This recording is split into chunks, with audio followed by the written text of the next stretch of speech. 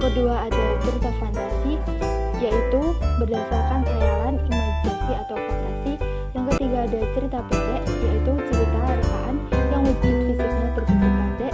Yang keempat ada drama, yaitu cerita yang diekspresikan dengan dialog dan akuan.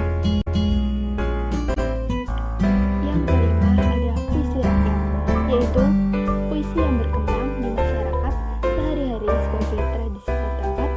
Yang keenam ada cerita inspiratif, yaitu teks narasi yang menyajikan inspirasi keteladanan banyak orang. Yang ketujuh ada puisi bebas, yaitu puisi yang tidak terikat oleh jumlah lari, suku kata, ataupun pola irama. Unsur intrinsik, yaitu tema. Tema merupakan gagasan utama dari cerita, kemudian tokoh. Tokoh merupakan pelaku yang ada dalam cerita, kemudian alur. Alur merupakan urutan kejadian dalam cerita, kemudian latar. Latar merupakan tempat dan waktu terjadinya peristiwa dalam cerita. Selanjutnya amanat. Amanat merupakan pesan yang terkandung dalam cerita.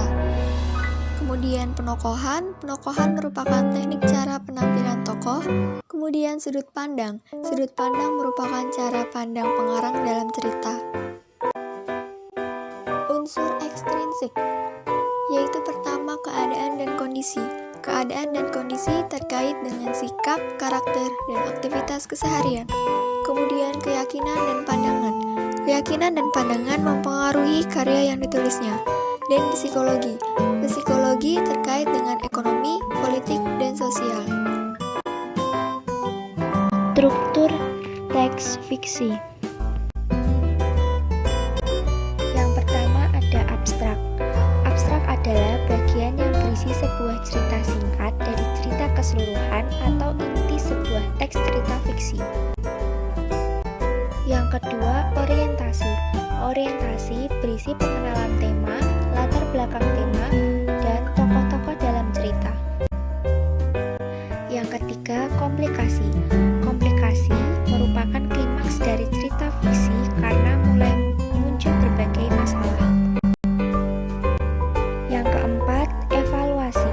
Evaluasi berisi munculnya pembahasan pemecahan atau penyelesaian masalah. Yang kelima, ada resolusi. Resolusi berisi inti pemecahan masalah-masalah yang dihadapi tokoh. Keenam adalah koda. Koda berisi amanat dan pesan moral yang bisa dipetik dari sebuah cerita. Berikut adalah contoh dari teks fiksi yang berjudul Semut dan Belalang. Di musim panas yang hangat dan cerah, sedikit menggoda belalang untuk memainkan biola kesayangan sambil bernyanyi dan menari. Hampir setiap harinya itulah yang dilakukan belalang.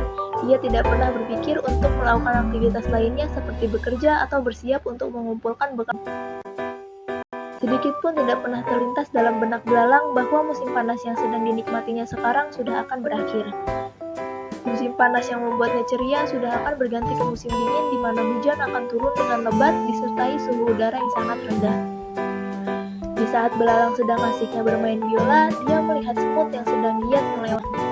Belalang yang sedang riang tersebut ingin mengajak semut bermain bersama dan semut pun diundangnya untuk bersenang-senang ke kediaman belalang. Tak disangka belalang, ternyata semut menolak undangan belalang dengan santun. Semut berkata kepada belalang, "Maaf belalang, aku masih ingin bekerja untuk bekal di musim dingin. Aku harus makan makanan yang banyak serta memperbaiki tempat tinggal agar lebih hangat." Berhentilah memikirkan hal yang tidak penting, semut. Mari kita bernyanyi dan bersenang-senang. Ayolah nikmati hidup kita, sanggah belalang.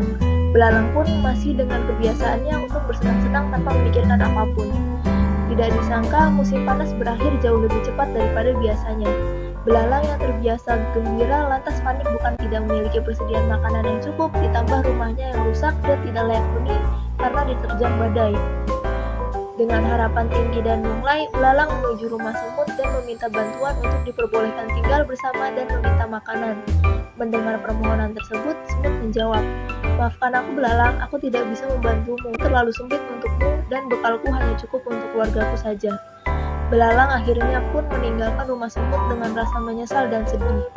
Dalam hati ia bergumam, andai saja aku mengikuti nasihat semut saat itu untuk bekerja keras, pasti saat ini aku sudah kenyang dan tidur nyenyak di dalam rumah. Kaidah kebahasaan. Pertama, menggunakan kata urutan waktu.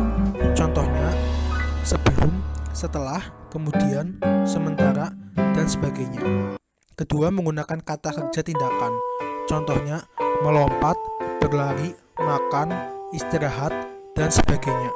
Ketiga, menggunakan dialog. Yang keempat, menggunakan kata yang menggambarkan sifat atau keadaan. Dan yang kelima, menggunakan kata kerja yang menggambarkan sesuatu yang dipikirkan oleh tokoh. Contohnya mengalami, mengharapkan, dan sebagainya. Kaidah teks fiksi atau majas. Pertama, metafora. Merupakan perumpamaan untuk membandingkan sebuah benda atas dasar sifatnya yang sama. Kedua, metonimia. Merupakan sepatah dua kata yang merupakan merek, macam lainnya, dan masih kesatuan sebuah kata. Dan yang ketiga, simile, yakni menyatakan suatu hal dengan hal lainnya. Makna bahasa teks fiksi.